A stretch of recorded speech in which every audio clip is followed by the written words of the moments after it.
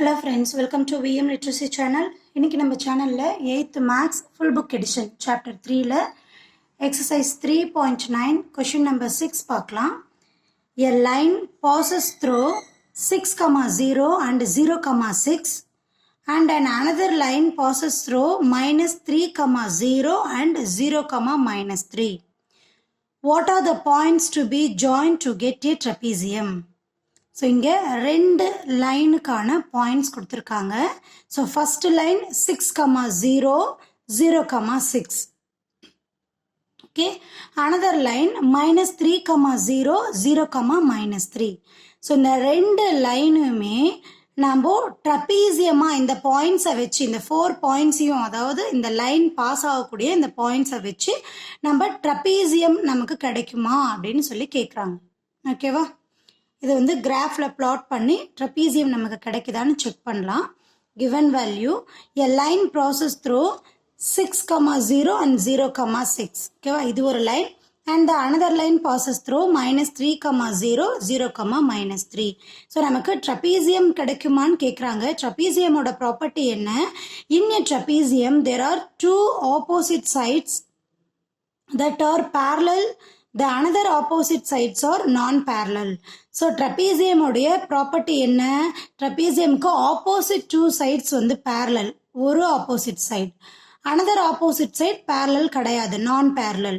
So இது மாதிரி நமக்கு டயக்ராம் கிடைக்குதான்னு பார்க்கலாம். Okay, now let us approximately plot the point for the understanding. So கொடுத்துருக்கக்கூடிய பாயிண்ட்டை கிராஃபில் பிளாட் பண்ணி ட்ரபீசியம் கிடைக்குதான்னு நம்ம செக் பண்ணிக்கலாம். ஓகேவா, கிராஃப் கோஆர்டினேட்ஸ் நம்ம ட்ரா பண்ணியிருக்கோம்.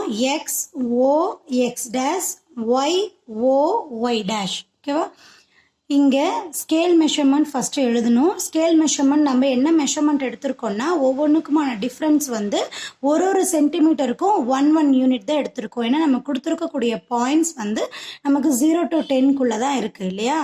அதாவது இமேஜ் சைட்லேயும் சரி இந்த சைட்லேயும் சரி நமக்கு 0 to 10 தான் இருக்குது. அதனால் நம்ம 1, 2, 3, 4 அப்படின்னு எடுத்துக்கிறோம். ஸோ ஸ்கேல் எப்படி எழுதலாம்? X axis 1 centimetre is equal to 1 unit. y-axis 1 centimeter is equal to 1 unit. Scale மெஷர்மெண்ட்டுக்கு அப்புறம் பாயிண்ட் பிளாட் பண்ண போகிறோம். ஃபஸ்ட்டு லைனுடைய வேல்யூ என்ன கொடுத்துருக்காங்க? 6, 0, 0, 6 இல்லையா. ஸோ அதை பாயிண்ட் பண்ண போகிறோம். 6, 0 அப்படின்னா 6 அப்படிங்கிறது எக்ஸோடைய வேல்யூ, 0 அப்படிங்கிறது ஒய்யுடைய வேல்யூ. ஸோ ஒய்யுடைய வேல்யூ 0வா இருக்கும்போது அந்த பாயிண்ட் எங்கே இருக்கும்? எக்ஸ் ஆக்சிஸ் மேலேயே கிடைக்கும் இல்லையா. 6, 0. தென் 0, 6 அப்படிங்கிறது 0 எக்ஸ் வேல்யூ, எக்ஸ் 0 அப்படின்னா நமக்கு அந்த பாயிண்ட் எங்கே வரும்? ஒய் ஆக்சிஸ் மேலேயே வரும்.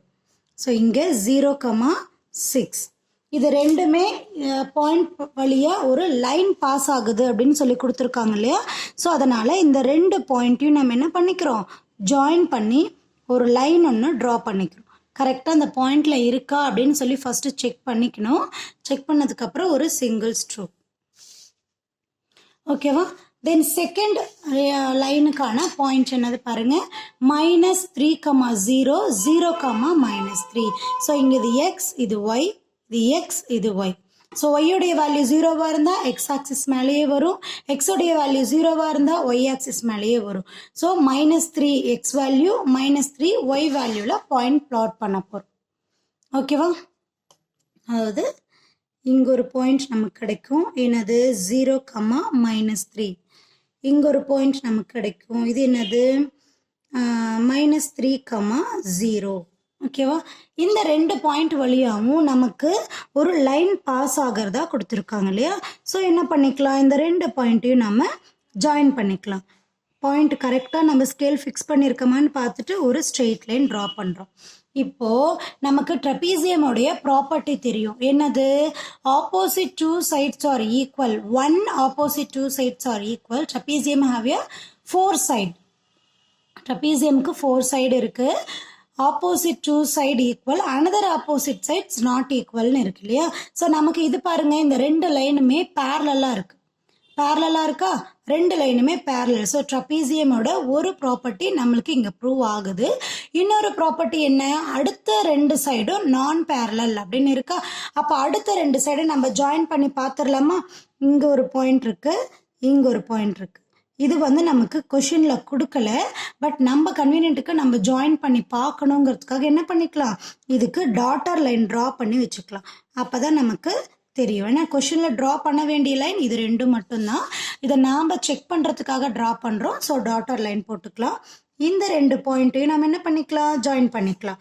ஜாயின் பண்ணிவிட்டு இப்போ நம்ம செகண்டாக ட்ரா பண்ண இந்த ரெண்டு லைனையும் பார்க்கும்போது ரெண்டுமே பேரலாக கிடையாது.